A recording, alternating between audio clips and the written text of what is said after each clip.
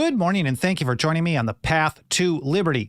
I'm Michael Bolden with the 10th Amendment Center, and this is the Fast Friday edition of the show for October 28th, 2022. And one of the most common questions that we've gotten over years and years, no matter what the issue is that we're talking about, is, okay, well, what do you actually do about it? And I think we first have to look to the American Revolution as our guide, the founders and the old revolutionaries, and understand, first of all, that the real American Revolution was a revolution in thought, a change in the viewpoint of the people. So on this episode, I've got 4 essential principles from the founders and old revolutionaries that are an absolute must if we want to build a solid foundation for the Constitution and liberty. But first of all, before getting to that, a quick hello and a huge thank you. Thank you so much for being here. Whether this is your first episode or you've been here for every single one since day one, I can't thank you enough. But since it's Fast Friday, I promise not to take up too much of your time, and let's see if I can get this info out to you in the next 10 to 15 minutes. And I should mention that all these original source documents and quotes and stuff that I'm going to be citing in this episode, I publish a blog post about 1 to 2 hours after each live stream is done. And in each post, you'll find a section that has all the reference links so you can read and learn more in context on your own time. So let's get right to it. And I first want to start out with what we call the real American Revolution from a letter by John Adams to Hezekiah Niles in 1818, February 13th. And he put it this way: but what do we mean by the American Revolution? Do we mean the American War? The revolution, he wrote, was effected before the war commenced. The revolution was in the minds and hearts of the people, a change in their religious sentiments of their duties and obligation. And then he goes on and goes a little deeper into that. But we know that Adams often referred to the beginning of the controversy, the beginning of the revolution between the colonies and Great Britain as 1761 in James Otis Jr.'s great speech against the writs of assistance. There, for example, he talked about an act against the Constitution is void. And even with the unwritten British Constitution, this was a change in the viewpoints of the people, or at least the beginning of that, especially revolving around sovereignty or final authority. If government held sovereignty, it doesn't matter what you'd have in a constitution, they could determine the extent of its own power. Anyways, Adams continues. He said, this radical change in the principles, opinions, sentiments, and affection of the people was the real American Revolution. And with that in mind, here are some core principles that are absolutely essential if we want to advance the Constitution and liberty today and in the future. And the first one is rights are not gifts from government. It's not liberty if you have to get a government permission slip first. And for the founders and old revolutionaries, that means we're talking about natural rights. And here, for example, is Samuel Adams. Among the natural rights of the colonists are these: first, a right to life; secondly, to liberty; thirdly, to property, together with the right to support and defend them in the best manner they can. So rights were part of your human nature. You had them as a gift of your birth. It wasn't a gift from government, something that they give and take away. And here's how John Dickinson, the penman of the American Revolution, put it in 1776: our liberties do not come from charters, for these are only the declaration of pre-existing rights. And Thomas Paine said, it is a perversion of terms to say that a charter gives rights. So number one is rights are not gifts from government. That's an essential principle if we want to advance liberty. 2, constitutions don't enforce themselves. They never did. They never will, and no one should ever expect them to. Here's how Dickinson again put it here, writing in his Fabius Letters in 1788 in support of ratification.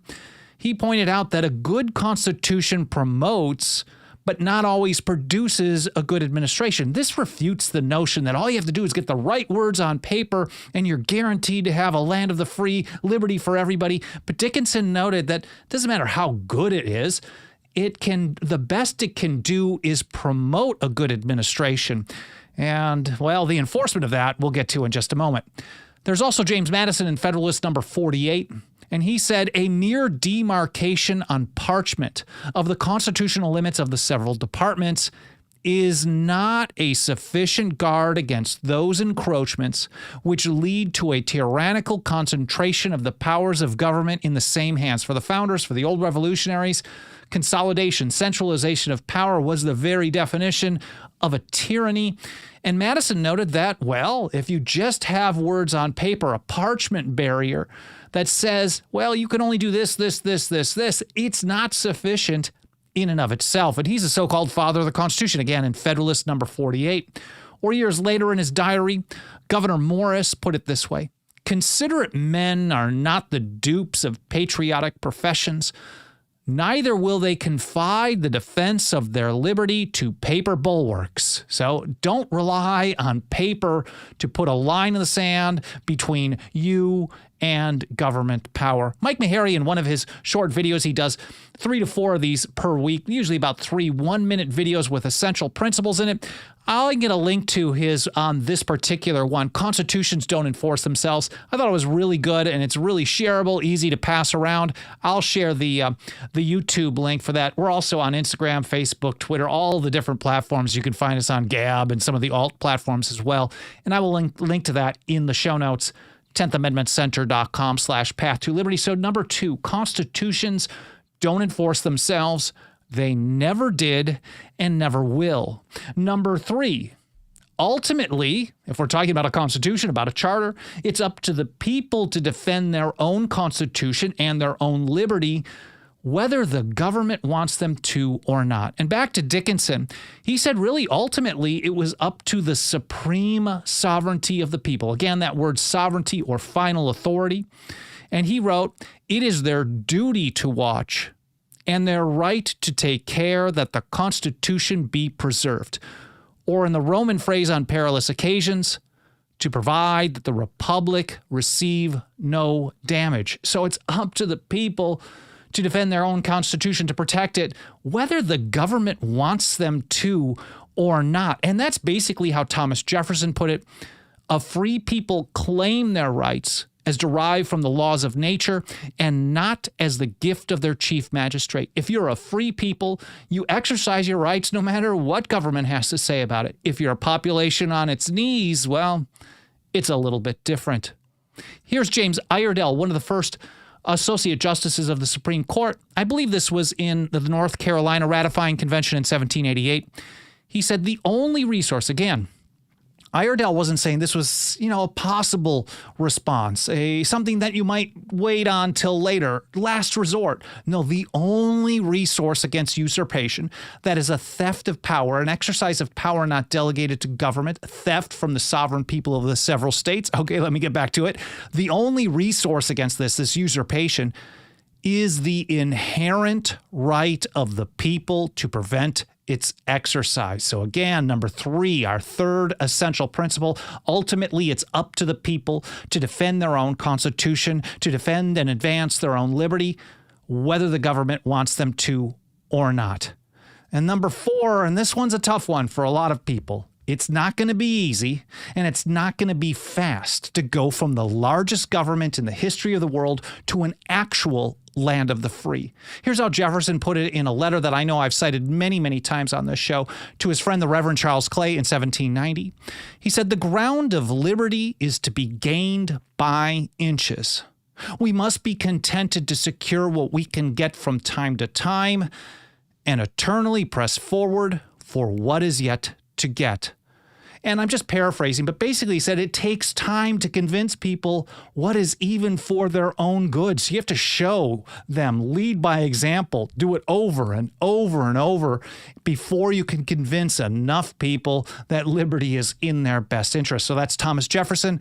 And like I said, it's not going to be easy, and that's how Thomas Paine put it. I believe this is the 4th of his American Crisis Papers. It was definitely in 1777. He said, "Those who expect to reap the blessings of freedom must, like men, undergo the fatigues of supporting it." So number 4, it's not going to be easy or fast to go from the largest government in history to an actual land of the free. And these 4 essential principles, It's so important for us, at least in my view, to get this kind of information out to more and more people every day. There's nothing that helps us get that job done more than the financial faith and support of our members. You can support us for as little as $2 a month over at 10thamendmentcenter.com/members. We also have annual and lifetime options, but $2 a month, we'll take that dirty government fiat and shove it right back in their face. Well, we'll use it as a tool to help teach people about how to defend the Constitution, how to defend liberty, whether they want us to or not. And we know they never follow along with what they're supposed to do, so they definitely don't want us to do it. Again, 10thamendmentcenter.com/members. There's a number of other ways that you can help us spread the word, some free, easy peasy ones, so don't feel pressure to join us as a member, but if you're able to, I'd greatly appreciate your support. You can leave a review on Apple Podcasts or any other podcast platform. Smash the like button, leave reviews, comments, all that stuff, and sharing links. That will trigger the algorithms, especially of the mainstream platforms, and tell them to show us to more people. It helps out a lot, so thank you so much for helping spread the word. Anyway, I hope you found this interesting. I hope it was fun and entertaining to watch, at least a little bit of me rambling on about this, ranting away. But more importantly, I hope it made you think, and I hope you learned something. So thank you again for spending some of your time with me today. I hope you have a great weekend, and I'll see you next week here on the Path to Liberty.